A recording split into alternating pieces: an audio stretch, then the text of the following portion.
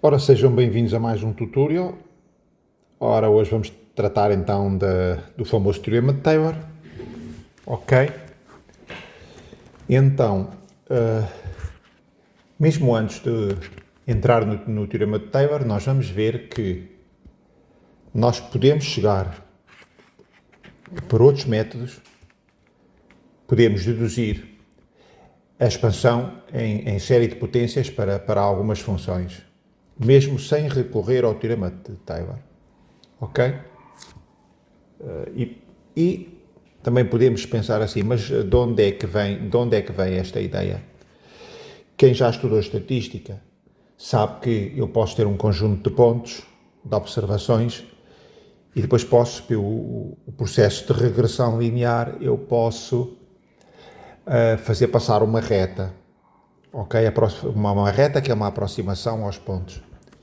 E se a reta não for adequada, se efetivamente repararmos que a reta não aproxima convenientemente os pontos, então podemos procurar um polinómio de grau superior. Polinómio de grau 2, de grau 3, etc, etc, etc. Okay? Também existe na estatística o fenómeno de overfitting, pelo que se tem que ter cuidado, e também não posso querer aproximar com toda a precisão os pontos, porque, enfim, depois investiga e veja o que é o overfitting. Ora bem, mas vamos então aqui voltar aqui ao nosso tema e vamos ver que, por exemplo, imaginem que eu tenho esta seguinte série. Vamos dizer 1 menos x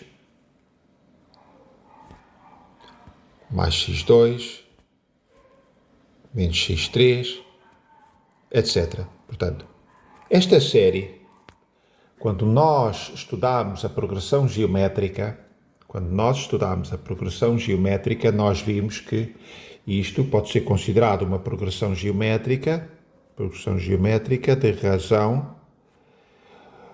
razão igual a menos x.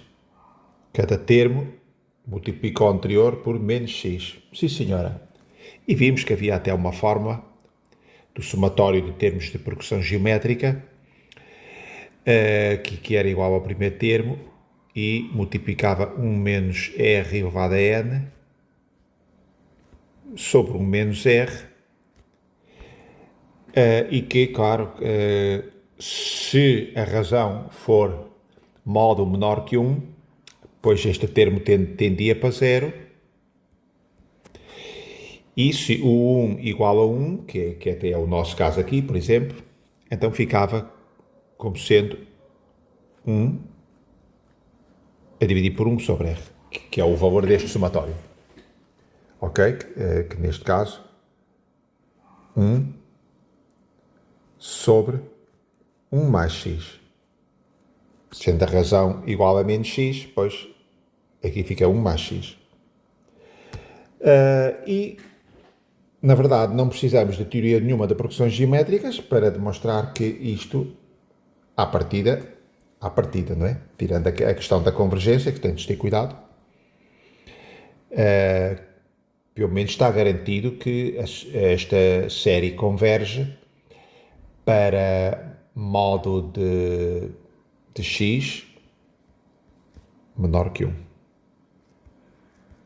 Pronto. E, nesses casos, nós, olhando aqui para esta série, eu posso multiplicar aqui, passar este 1 menos x, eu passo este 1 menos x aqui para cima, ok?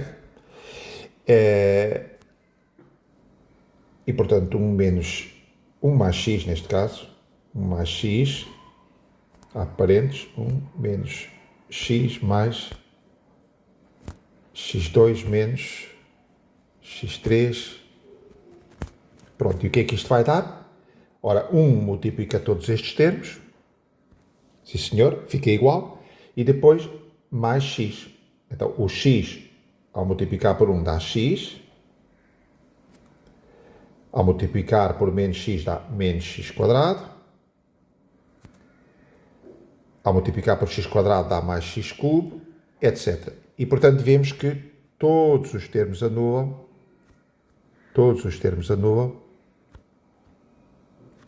ok, exceto 1.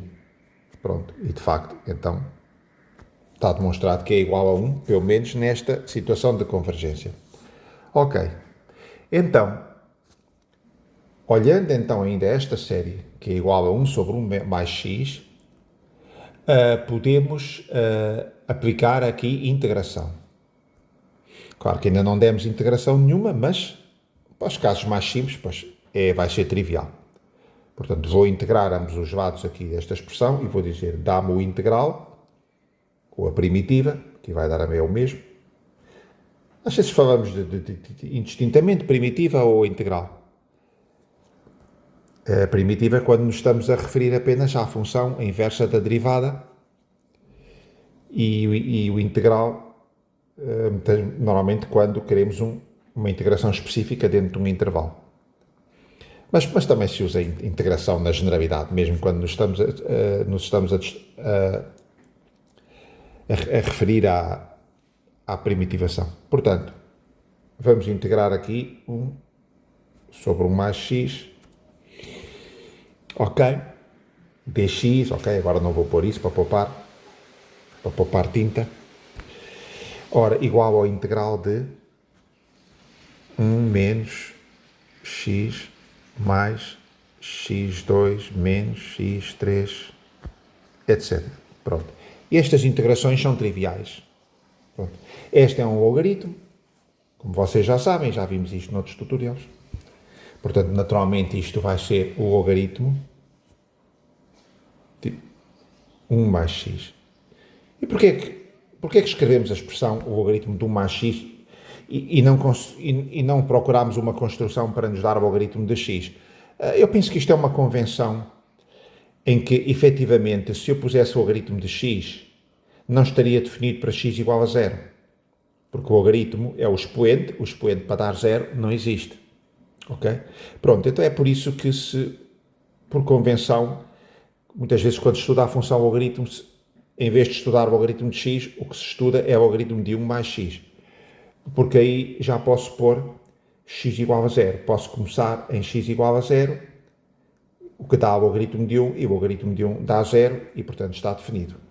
Ok, pronto. Então aqui fica o logaritmo de 1 mais x é igual a este integral. Ora, esta integração também é trivial, porque isto são polinómios. Portanto, a primitiva de 1 é x, cuja derivada x dá 1, e assim sucessivamente. Aqui dá menos x quadrado meios, mais x cubo terços, menos aqui x quarta quartos, etc. Sim, senhora. E então obtivemos uma expansão em série de potências precisamente do logaritmo, que era o que nós estávamos a dizer que íamos obter. Ou seja, sem recorrer a teorema de Taylor. Sem recorrer a teorema de Taylor, consegui obter uma expansão em série de potências. Pronto, isto vai ser verdade para muitas funções. Vamos ver mais um caso ou dois, com mais ou menos artifícios, conseguimos, e certamente os matemáticos conheciam estas expansões em série de potências, mesmo antes de deduzirem o teorema de Taylor. Acho até que primeiro se deduziu o teorema de Maclaurin, que já vamos ver daqui a bocado, e depois o teorema de Taylor. Ora bem, eu posso escrever isto de uma forma mais compacta. O logaritmo neperiano de 1 mais x é igual a um somatório. Posso dizer quando i varia de 1 a mais infinito, que é uma série. Normalmente não se usa o 1, usa-se n. Aqui no n. E, portanto, aqui temos... Isto tem que dar... Deixa eu passar isto aqui para baixo. Portanto, isto... tem que ter aqui um sinal alternado entre positivo e negativo. Portanto, sempre que é assim, pois usamos um menos 1 elevado a qualquer coisa, menos 1. Ora, o primeiro tem que dar positivo, então eu vou pôr aqui n mais 1, por exemplo. Pronto, para dar um número par, então o primeiro é positivo e assim vai dando alternadamente positivo e negativo. Pronto, e a seguir tenho x, o x é elevado a n, não há dúvida nenhuma, sobre n. Sim senhor, pronto, aqui temos nós a expansão em série de potências do logaritmo de 1 mais x, ok? Vamos ver outro exemplo. Vamos ver, por exemplo, o arco tangente, ok? Lembram-se que, já lá vamos, mas vamos considerar aqui outra expansão, vamos considerar uma série de potências 1 menos x quadrado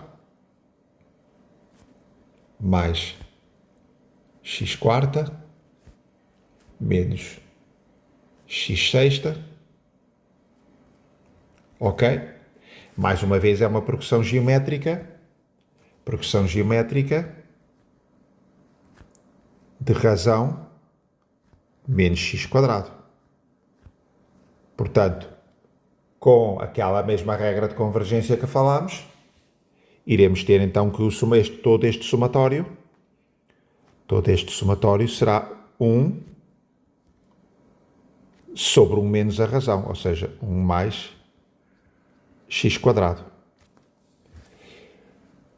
Primitiva de 1 mais x quadrado, bom, e podemos fazer o mesmo raciocínio que fizemos aí há bocado. Podemos igualar esta série a 1 mais x quadrado, passar 1 mais x quadrado para aqui e ver que de facto está correto e dá igual.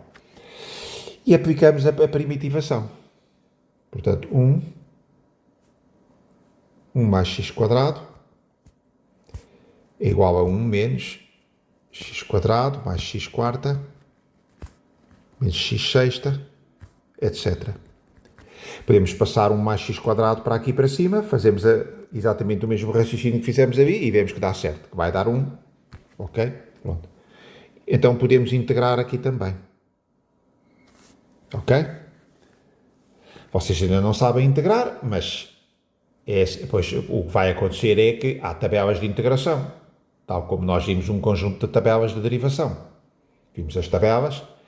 Pronto, e se forem à tabela de derivação, vão ver que a derivada do arco tangente, que nós já demos no outro tutorial, é o inverso de 1 mais x quadrado. Portanto, aqui é o arco tangente.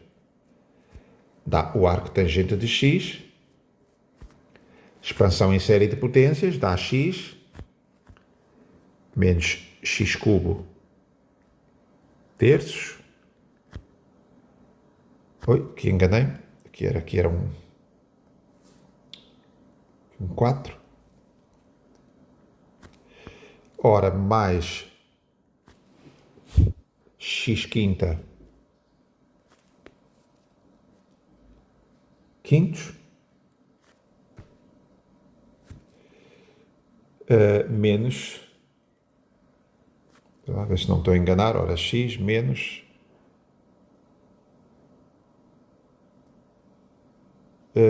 aqui é x menos, que é mais, menos x sétima, ok? Sétimos, etc. Sim, senhora. Ora, portanto, isto é igual a um somatório. Ora, mais uma vez, podemos pôr n varia de 1 a infinito. Mais uma vez, menos 1 elevado a n mais 1, que é para dar alternadamente negativo e positivo. E agora temos x, mas a potência de x avança de 2 em 2. Portanto, eu vou ter que ter aqui um 2n. O primeiro, para n igual a 1, tem que dar 1, portanto, vou pôr 2n menos 1. Pronto, assim avança de 2 em 2. E sendo que o primeiro dá 1, portanto está certo, e o segundo dá 3, está correto. O sinal também está correto, e depois a dividir por... e aqui 2 é menos 1 na mesma. Ok. Sim, senhora. O que é que nós podemos tirar daqui um resultado espetacular? É que nós agora podemos retirar daqui uma aproximação para π. Pronto, e isto há muitas na matemática, muitas expansões, muitas aproximações possíveis que nos permitem calcular o valor de π, e esta é uma delas. A expansão em série de potências do arco tangente permite-me calcular o valor de π. Porquê? Porque eu posso perguntar qual é o arco tangente de π quartos. O arco tangente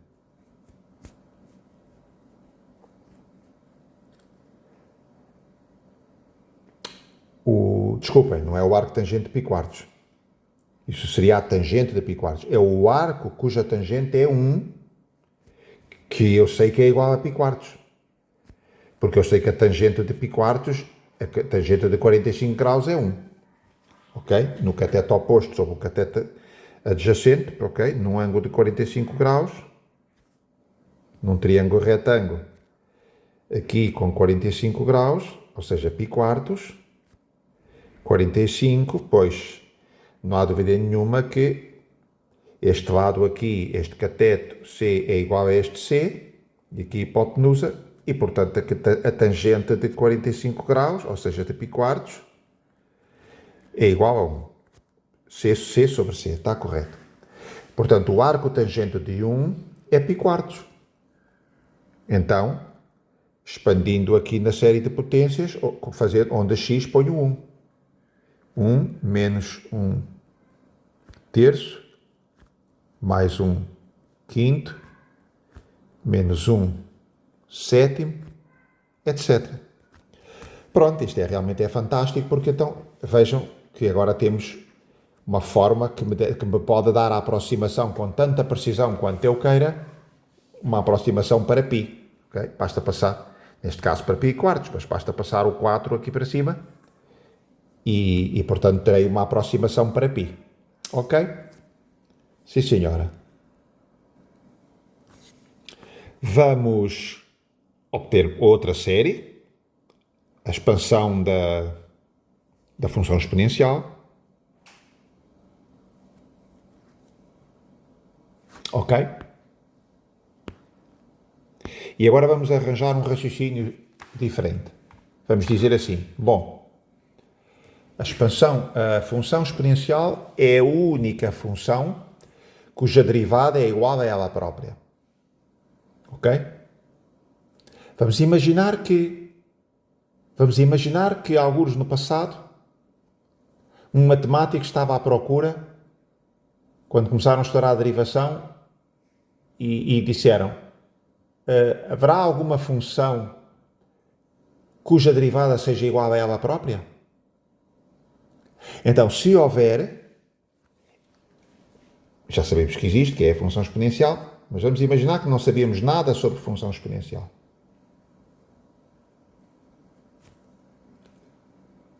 Se houver, terá uma expansão em série de potências. Todas as funções têm uma expansão em série de potências. Ok? Dentro de um determinado domínio, toda a função é contínua, etc, etc, obedece a determinados requisitos. Portanto, dentro de certos requisitos, pois para todas as funções haverá uma série de potências. Mesmo que a função seja um polinómio, então a série de potências é igual a ela própria. Ok? E depois para as funções transcendentes, tem uma aproximação em série de potências com infinitos termos. Ok? Portanto, então vamos dizer aqui que eu vou considerar a função exponencial a ter uma expansão em série de potências que eu não sei qual é. Ok? E eu vou escrever aqui, há de ser uma constante C0, mais um C1x, mais C2x quadrado, mais C3x cubo, etc.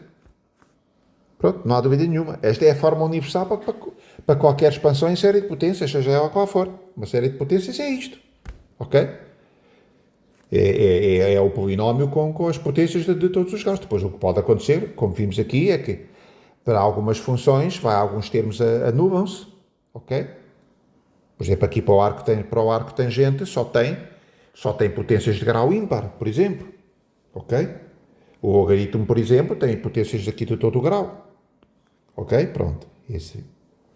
Mas de uma forma genérica, esta é a forma geral universal. Agora o que é que eu vou fazer? Vou derivar a série de potências. Vou derivar a série de potências e vou dizer derivada de C0 é 0, já sabemos. Derivada de C1x é C1. Antes de mais eu até vou fazer outra coisa. Vou dizer assim, bom, eu já sei que a exponencial é elevada a 0, dá 1. Qualquer coisa elevada a 0 dá 1. Pronto. Portanto, na verdade, eu já sei que C0 tem que ser 1. Porque para x igual a 0, anula todos estes termos, onde há x, e fica apenas C0. Mas C0 tem que ser 1. Porque é elevado a 0 é 1. Portanto, este termo eu sei de certeza que tem que ser 1. Sim, senhora. Sendo assim, eu vou derivar. A derivada de 1 é 0 e a derivada de C1x é C1. Eu vou pô-lo aqui. Ok? Mais a derivada C2x2 é 2C2x. 2C2x mais 3C3x quadrado. 3C3x quadrado. Mais etc. Pronto. E qual é o meu pressuposto que eu coloquei? Eu quero que a derivada seja igual a ela própria. Portanto, eu tenho que igualar estas duas expressões. Ora, para igualar estas duas expressões, eu tenho que dizer, bom, então o C1 é igual a 1. Daqui resulta, este C1 tem que ser igual a 1. O C2, 2C2 igual a C1, ou seja, 2C2 igual a C1, C2 igual a C1 meio. C2 igual a 1 meio.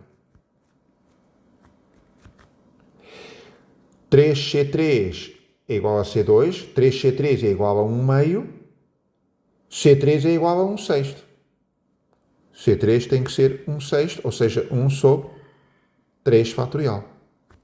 Aqui é 1 sobre 2 fatorial, aqui é 1 sobre 1 fatorial, e pronto. E assim sucessivamente, e vemos que, efetivamente, que X é o somatório, quando n varia de 0 a infinito, onde temos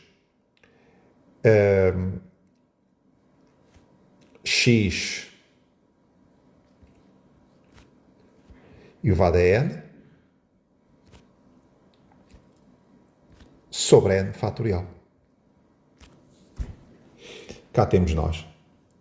E, mais uma vez, é um resultado espetacular porque nos permite obter a aproximação para o número de Neper com tanta precisão quanto a queiramos. Então, o número de Neper, tal como fizemos para π. O número de Neper é, fazendo aqui, x igual a 1. É elevado a 1 é 1. Portanto, aqui em x igual a 1, pois fica. O número de Neper é 1, mais o C1 é igual a 1, a x é igual a 1, 1 mais 1, mais 1 meio, mais 1 sobre 3 fatorial, mais 1 sobre 4 fatorial, etc.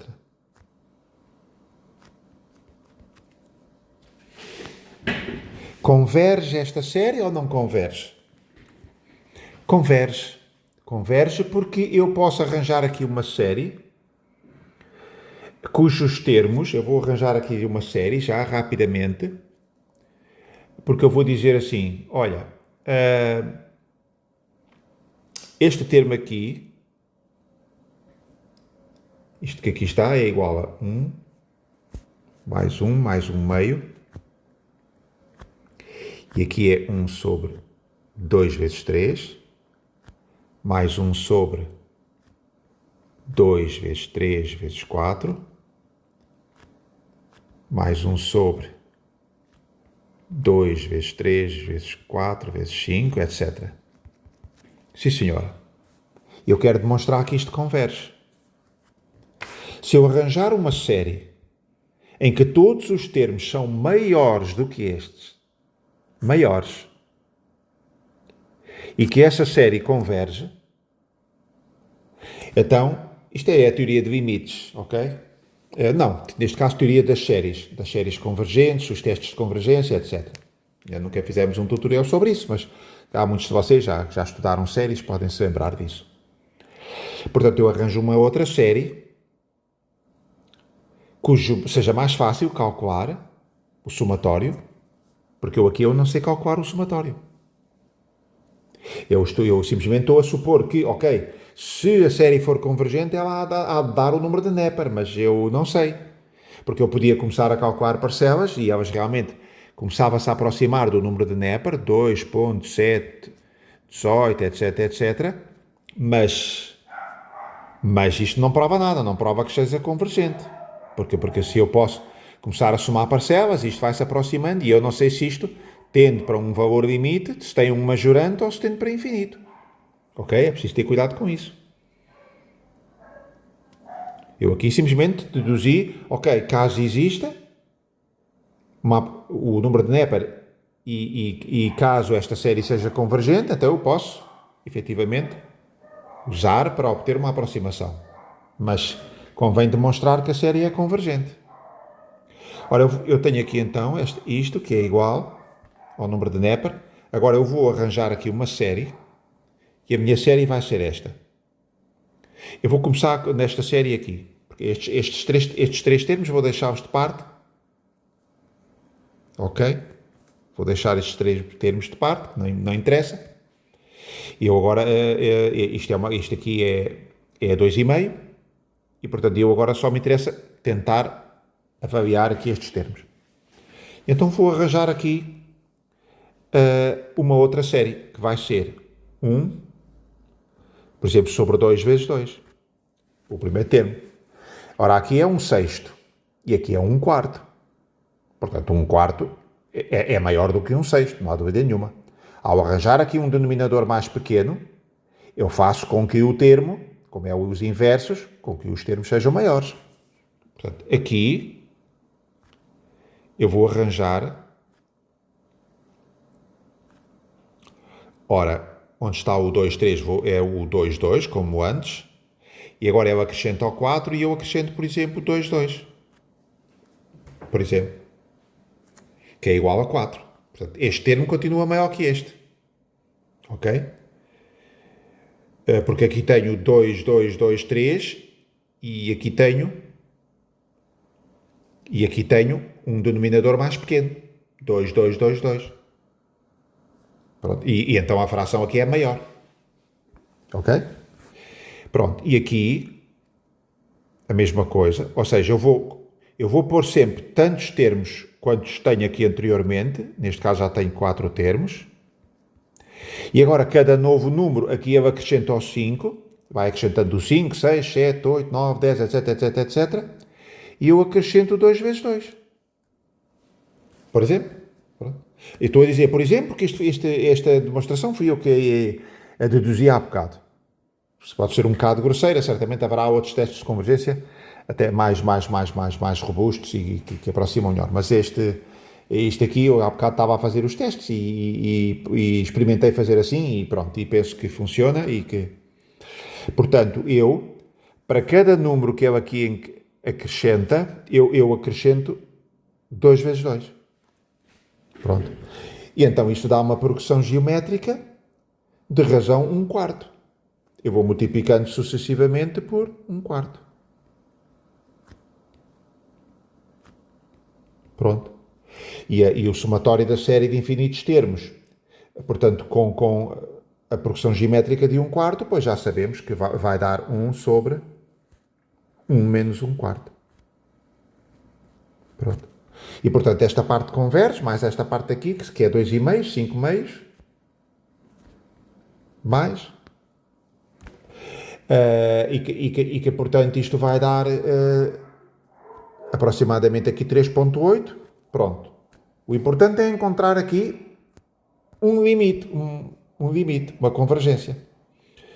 E, portanto, isto prova que a série do número de Neper é convergente, porque eu arranjei um majorante que é 3,8, portanto, mostra que a série terá que haver um determinado valor, no máximo até 3,8 não passa. Ok? Sim, senhor. Pronto, então aqui terminamos esta primeira parte, onde realmente, para vocês terem a noção que é possível encontrar expansões em série de potências sem usar o teorema de Taylor, sem conhecimentos do teorema de Taylor. Temos aqui vários casos que eu conhecia, vários exemplos, e só para vocês terem essa noção, ok? Ou seja, que uma coisa é a expansão em série de potências, é um tema genérico, e outra coisa é o teorema de Taylor, que é uma solução específica e que nos permite calcular precisamente essas expansões. Ora, vamos então tratar agora de deduzir o teorema de Taylor. Ora bem, estive a dar a relembrar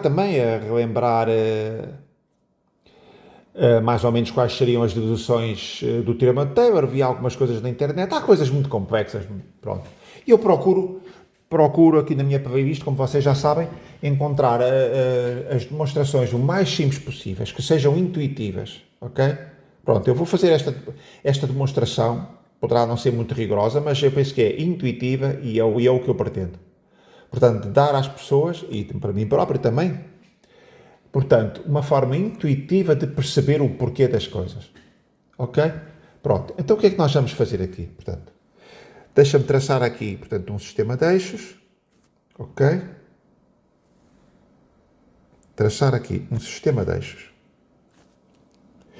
Traçar aqui uma função. Ok? Y igual a f de x. Sim, senhor. O que vai acontecer aqui agora no teorema de Taylor? Portanto, o teorema de Taylor pretende fazer uma expansão em série de potências que aproxima a função, o valor da função, ok? Mas aproxima a função em torno de um ponto, ok? Em vez de aproximar, ou seja, aproxima a função em torno de um ponto específico, ok? Imaginemos que vocês criam uma aproximação, por exemplo, aqui, neste ponto. O que é que vocês, por exemplo, aqui. O que é que vocês faziam? Faziam, por exemplo, a tangente, que é a derivada da função neste ponto, faziam a reta tangente, e depois diziam, ok, uma reta tangente já é o suficiente para aproximar qualquer função. É o suficiente. Desde que eu não me afaste muito deste ponto. Portanto, já sabemos que, ok, para um pequenino intervalo, qualquer função num pequenino intervalo, fazendo o intervalo pequenino, uma reta basta para aproximar a função. E quanto mais próximo for deste ponto, do ponto de tangência, pois melhor a aproximação. Portanto, eu podia deduzir, e vocês estudaram geometria analítica, e traçar a reta tangente a uma função, que é muito simples, que é, ok? Não vou escrever aqui a expressão, que isso é trivial. E, portanto, entendem o que eu estou aqui a falar. Agora, imaginem que eu calculei esta reta, sim senhora, y igual a mx mais b, uma reta, e digo, ok, eu vou usar esta reta para aproximar a função. Sim, senhor. Eu aproximo. Em vez de calcular f de x, vamos que eu não conseguia calcular f de x, por exemplo, f de x era o seno. Eu sei lá calcular o seno de 1 grau, o seno de 2 graus, isso é muito complicado. Ok? Então aproximo por uma reta. Sim, senhor. Mas agora eu digo assim, ok, agora com esta reta, quero aproximar este valor aqui. Este valor. um determinado x0. Ok? Este valor. Ora, estamos a ver que isto seria ridículo. Então, o valor da reta dar-me aqui e aqui. Ou seja, aqui o erro começava a ser cada vez maior e cada vez mais gritante. Ok? Portanto, não pode ser.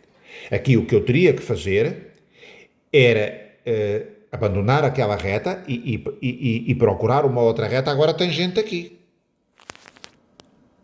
Ok? Pronto. Ou seja, eu estou a fazer a aproximação. Eu, ao fazer isto, o que eu estou a dizer é que eu aproximo a função f de x em torno de um determinado ponto. Em torno deste ponto, eu tenho bastante precisão, não me afastando muito do ponto, eu tenho precisão para conseguir, ok, fazer uma aproximação. Pronto. Pronto, e essa equação da reta é simples, em torno do ponto, já sabemos que é y igual a, seria f de x0, e depois seria o valor da derivada, f' no ponto x0,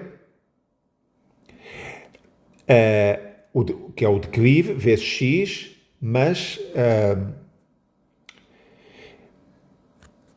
eu tenho que ver a ordenada na origem. Portanto, então fica y, fica f de x0, daí eu tenho que acertar qual é a ordenada na origem. F de x0, ok, mais x menos x0. Agora sim. Assim é que a função está correta. F' de x0. Pronto. Aqui está correta porque eu vejo que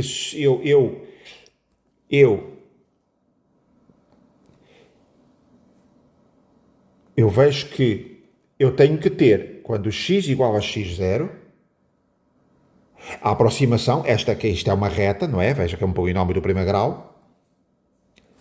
A aproximação, o declive é este, não há dúvida nenhuma. O declive em cada ponto é o valor da derivada nesse ponto. Isso já sabemos. Para x igual a x0, anula-me este termo e fica y igual a f de x0, o que está correto. Porque para x igual a x0, tem que me dar isto aqui. Pronto, ok. Esta é uma primeira intuição. Porque é que nós vamos procurar uma expansão em série de Taylor em torno de um ponto x0. Tentei demonstrar o porquê que isso faz sentido. Que a aproximação seja sempre definida em torno de um determinado ponto. Ok? E porquê é que vamos obter? Vamos calcular uma série uma expansão em série de potências baseadas nas potências de x menos x0. Ok? Portanto, isto aqui dá-vos uma intuição do porquê que vamos fazer isso. Ou seja, eu agora vou procurar uma série de potências universal e vou dizer, bom, a série de potências universal, lembram-se há bocado quando eu calculei esta série de potências aqui universal. Eu disse C0 mais C1x mais C2x quadrado mais C3x cubo, etc. Não há dúvida nenhuma. É as potências todas e com as constantes. Pronto, aqui vai dar a mesma coisa, só que com este artifício. Em vez de ser potências de x, vão ser potências de x menos x0. Ok? Que, se o x0 for igual a 0, pois então é a mesma coisa. Então aí temos a chamada aproximação pela série de Maclaurin, que é uma aproximação em torno do ponto x0. Ok? O que vamos ver depois é que eu posso sempre usar a forma de Maclaurin. Eu depois, na prática, eu não preciso de me preocupar com qual o x0. Eu fazendo sempre x0 igual a 0, eu posso obter a aproximação que foi em torno do ponto aqui 0, e eu, fazendo subir o grau do polinómio, em vez de uma reta, um polinómio de grau 2, 3, 4, 5, 6, tanto quanto eu queira, eu vou poder aproximar qualquer outro ponto distante. O que eu vou é precisar de mais termos. ok? Ou seja, a série de Maclaurin também serve, mas eu preciso de usar mais termos para obter precisão. Enquanto que se eu usar a série de Taylor em torno de um determinado ponto mais próximo do que aquele que eu quero calcular, então eu vou conseguir uma aproximação mais poderosa com menos termos. Okay? E depois já ficará mais claro, espero eu daqui a bocado. Portanto, aqui vou pôr a forma universal da expansão em série de Taylor. Eu vou pôr y igual a C0 mais C1 x menos x0 mais C2 x menos x0 ao quadrado mais C3 x menos x0 ao cubo, etc. Ok, pronto. Esta é a expansão em série de potências que eu quero e em torno do ponto x0. E por isso usei esta expressão, que intuitivamente aqui vos mostrei o porquê. Pronto, então agora não tenho mais que procurar calcular os x. Como é que eu vou fazer isso? Bom, eu vou derivar, ou melhor, antes de derivar, eu vou procurar aqui e vou dizer, bom, aqui é igual o valor de y no ponto x0. Ora, no ponto x0, substituo aqui x0, todos os termos se anulam e, portanto, está igual a c0. Então já tenho o primeiro termo, que c0 é igual a f de x0. Ok? Sim, senhora. Que é o que temos aqui. Esta seria a aproximação mais ridícula. Esta seria aproximar uma função com uma constante. Ok? Esta também poderia ser, esta era a aproximação perfeitamente ridícula, que seria, olha, eu tenho aqui uma função, aqui, esta função, e aproxima-me aqui neste ponto. E eu dizia assim, olha, vou aproximar por uma constante, olha, vou aproximar aqui. Realmente tem uma certa aproximação, mas tem que ser um intervalo muito pequenininho para haver uma aproximação com algum interesse. Basta afastar um bocadinho, imediatamente começamos a ter erros gritantes. Portanto, obviamente que isto seria estúpido, não é? Como mínimo usamos uma reta tangente e não uma constante. Pronto. Mas aqui temos a constante, pronto, que seria a constante, uma reta horizontal. Ok? Seria a aproximação de grau de nível 0. Ora, a seguir, então vamos fazer a primeira derivada. E vamos calcular a primeira derivada no ponto x0. Ok? Primeira derivada no ponto x0. Eu vou dizer, bom, é o c0, mas o c0 eu já sei quanto é, que eu já calculei. Tem que ser y de x0. Mais, e agora vou derivar aqui, C1x, ok? E depois mais os outros termos todos. Mas os outros termos todos, quando eu substituir x por x0, anulam-se todos. Portanto, o único termo que vai sobreviver é aqui este aqui, C1x, que vê-se livre do x0. C1x menos C1x0. Mas x0 é uma constante, é um determinado ponto fixo, em torno do qual estamos a fazer a expansão. Portanto, sua derivada vai dar 0 e fica apenas C1. Desculpem, não é C1x, é C1. Ok? Portanto, aqui fica apenas C1.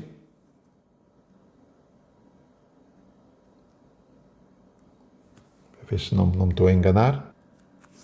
Ok. Mais C1, certo? Derivando aqui C1, mas esta também deriva. Esta também deriva. 2C2x mais 2C2x. Está correto? E depois as outras 5 vão anular. Ok? Porque esta aqui também vai se ver livre do x0. Ok? Porque fica 2 C2, deixa-me fazer isto com mais cuidado. Portanto, 2C2, aqui baixa ao grau, ok?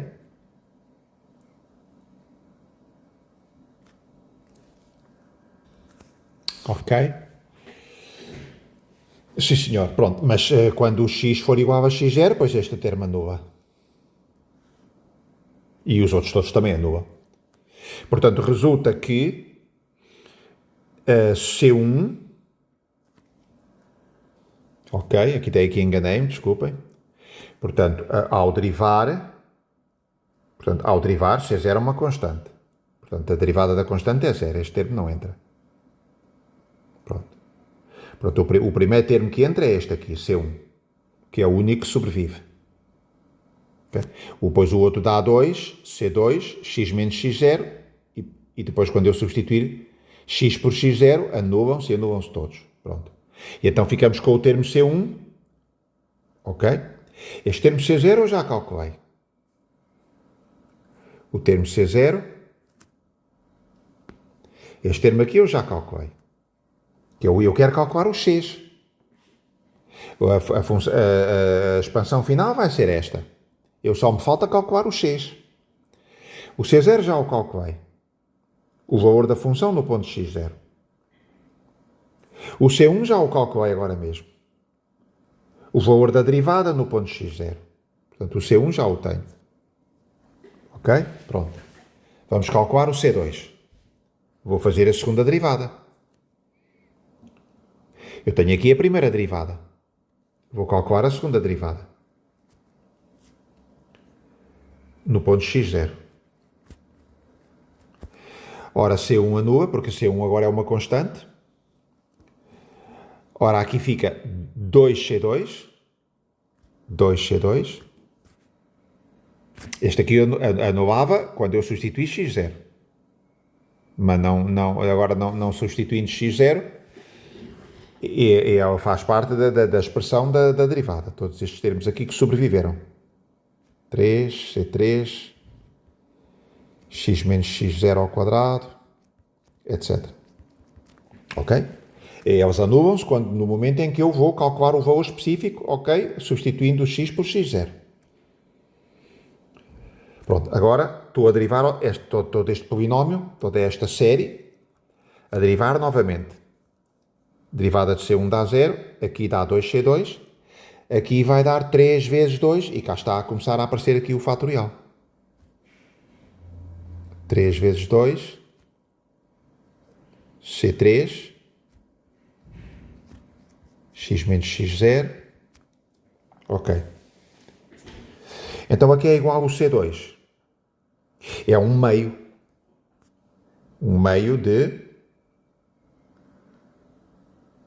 da segunda derivada de x0.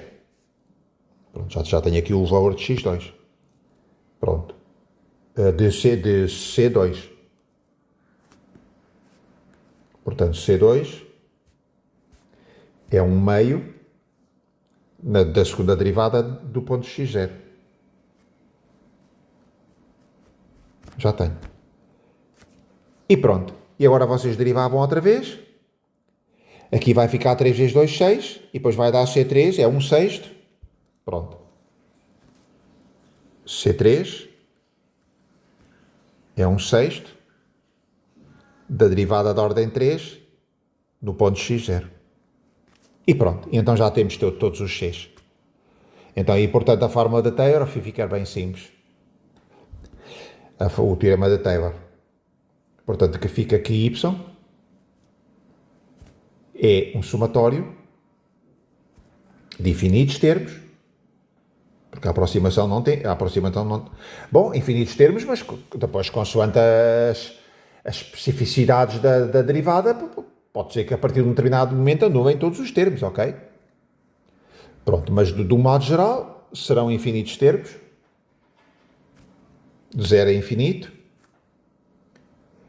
que temos x menos x0 elevado a n, já sabemos, sobre n fatorial, e o valor da derivada da função, o valor da derivada da ordem n, no ponto x0. E pronto, aqui temos nós o teorema de Taylor, ok? O desenvolvimento da função f de x em torno do ponto x0. Ok, pronto, penso que tenha ficado claro, espero que vocês tenham percebido aqui esta ideia, que eu não preciso de ir ao ponto x0 específico, eu posso fazer num outro ponto qualquer, ok? Só que então aí a aproximação é mais grosseira. Embora aqui, como o polinómio tem muitos graus, quando eu começo a pôr mais termos do polinómio, eu acabo por aproximar da mesma. Eu vou precisar de mais termos. Ok? Pronto. Penso que isso. Espero que tenha ficado mais ou menos claro esse conceito. Ora, aqui temos nós aqui as formas dos teoremas. O teorema de Taylor, como acabámos de ver. Aqui usam A em vez de usar x0, a forma que acabámos de deduzir. Série de Maclaurin. Ok, que é quando A é igual a 0. Temos aqui algumas expansões em série de potências. Ok? Algumas nós já deduzimos. Por exemplo, aqui o logaritmo de x mais 1, que nem sequer usámos série de Taylor para fazer. Ok? Vamos só fazer aqui como um exemplo, vamos calcular, por exemplo, o seno de x. A expansão em série de potências do seno. Ok? Está aqui a forma e aqui está por extenso, aqui, x menos x cubo, 3 fatorial, etc, etc. Ok. Vamos só calcular então aqui o seno, ok. Vamos então ver como é que nós fazemos isto. Então, o que é que será igual ao seno de x? Vou usar a forma de Maclaurin, obviamente, ok. Eu vou procurar a expansão, a aproximação em torno do ponto x igual a x0. Ok, já vimos, serve para depois calcular qualquer ponto. Não há dúvida nenhuma, eu precisarei de usar mais termos. Mas serve, serve. Não preciso de usar a forma da Taylor, posso usar a forma de Maclaurin. Ok? Sim, senhor, então o que é que fica igual ao seno de x? Bom, ora, pela forma de Maclaurin fica em torno do ponto 0, ok? Em torno do ponto x0 igual a 0, portanto fica o seno de 0,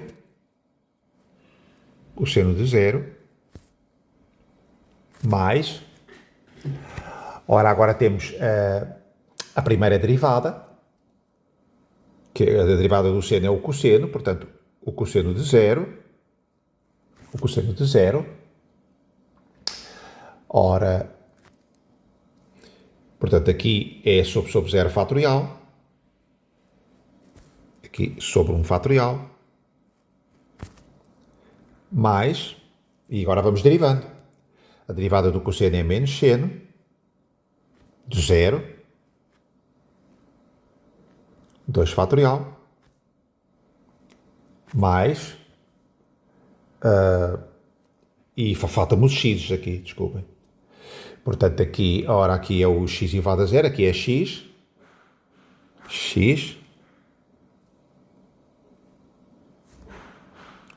quadrado. Ora, a derivada do seno é cosseno, portanto, menos cosseno de 0 sobre 3 fatorial, x cubo. Derivada do cosseno menos seno, aqui muda o sinal, portanto, mais seno de 0, x quarta, sobre 4 fatorial. Pronto, a ver se não me enganei. Portanto, ora, os senos de 0 vão dar sempre 0.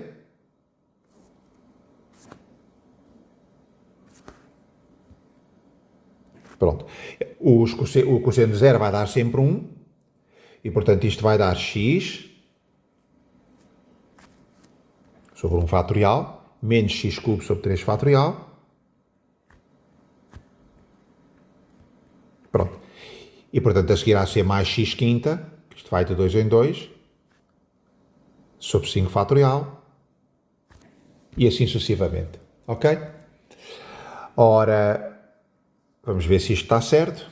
Vamos ver aqui o seno. Portanto, x menos x cubo sobre 3 fatorial, mais x5 sobre 5 fatorial. Ok, está certo. Pronto, aqui está. Deixo para vocês como exercício calcularem qualquer outra das expansões que vocês queiram. Ok?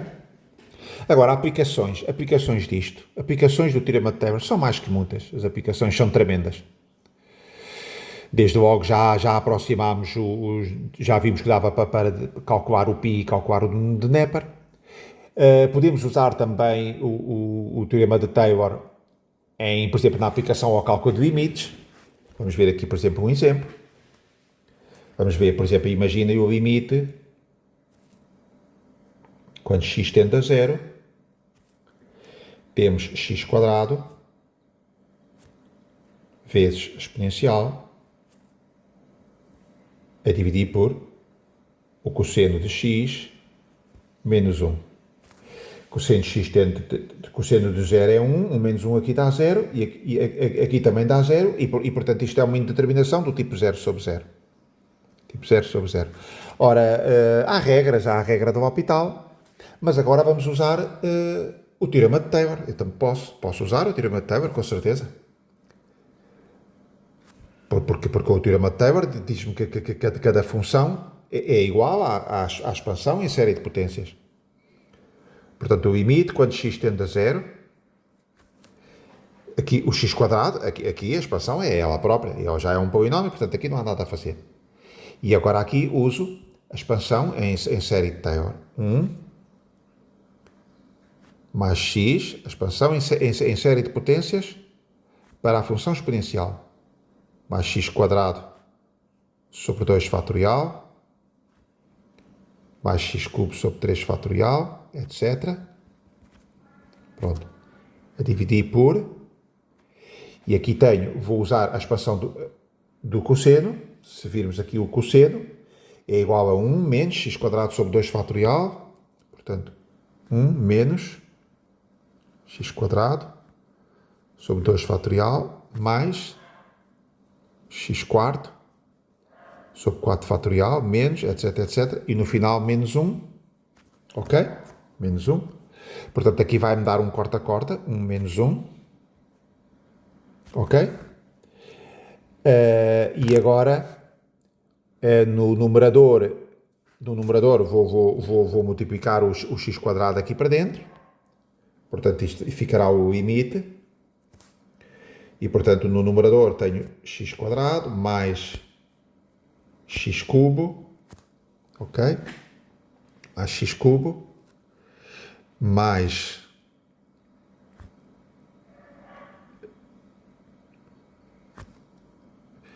ora, aqui é o x2, x à quarta, sobre 2 fatorial, etc. A dividir por menos x quadrado sobre 2 fatorial, mais x quarto sobre 4 fatorial, etc. Mas o limite é quando x tende para 0. Pronto, e o que acontece quando x tende para 0 é que todos os termos são desprezíveis, são infinitesimais de ordem superior, exceto os da potência mais baixa. Aqui, ok? Portanto, o x tende para 0, o x quadrado tende para 0 muito mais rapidamente, mas o x cubo tende para 0 muitíssimo mais rapidamente, para já não falar do x quarto e todos os outros. Portanto, todos estes termos tendem para 0 e só sobrevivem estes dois termos aqui. Pronto. E então qual é o limite? Pois o x fica com o x quadrado, corta com x quadrado e fica menos 2 fatorial igual a menos 2. Pronto, e aqui temos nós. Ok?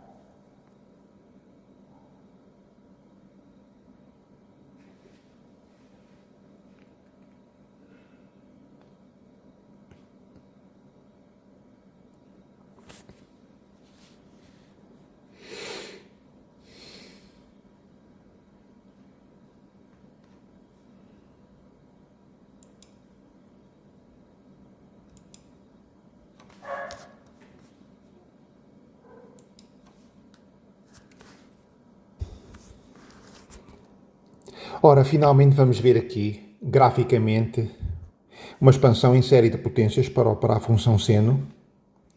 Temos a vermelho o seno, ok? E aqui a verde vamos ter a aproximação. Esta é a aproximação de nível 1.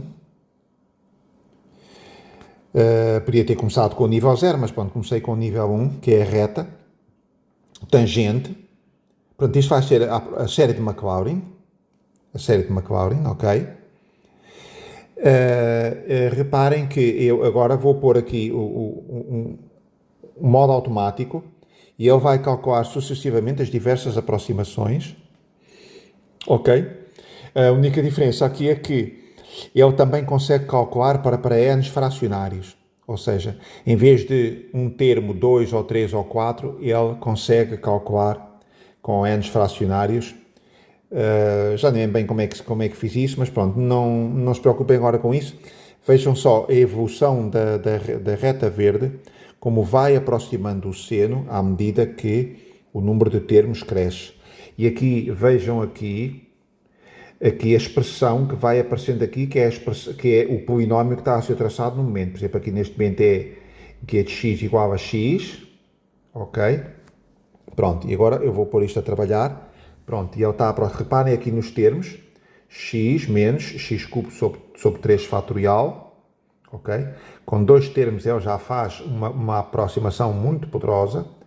Agora já está a entrar com o terceiro termo, o x quinto, ok? Reparem como ele vai aproximar de forma cada vez mais forte, ok? Agora já está com o x sétimo, ok? Reparem já no poderio, ok? E assim sucessivamente, isto vai até o décimo termo, ok?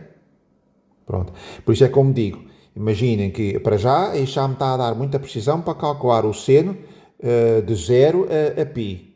Ok? De 0 a π já tenho uma aproximação realmente fantástica, como estão aqui a ver.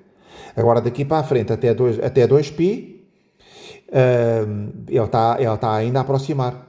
Claro que existe simetria. Imaginem que isto num computador, pois bastava-me calcular de 0 a π meios, não precisava de mais, porque depois, reparem que depois existe uma periodicidade e portanto existe uma simetria e depois a curva, a sinusoide repete-se, não é? Mas pronto. E reparem, pronto, ele está quase a acabar com 10 termos. Reparem agora já na complexidade deste polinómio, já tem aqui imensos termos, estão a ver? Já vai com x a 17, x a 19, ok? Pronto. Portanto, são precisos muitos termos. Portanto, isto não é otimizado, obviamente, por isso é que é melhor usar a forma de Taylor. Pronto, ele já terminou. É melhor usar a forma de Taylor, porque desenvolve em torno de um determinado ponto, do que a forma de Maclaurin. A forma de Maclaurin, como estão a ver, eu usei aqui uma quantidade de termos, como estão a ver, e ainda só vou aqui, ainda só tenho aqui uma aproximação boa até aqui. Mas se eu continuar com infinitos termos, a aproximação da minha verde vai aderir à sinusoide vermelha até o infinito. Ok? Não sei se me explico. Ok?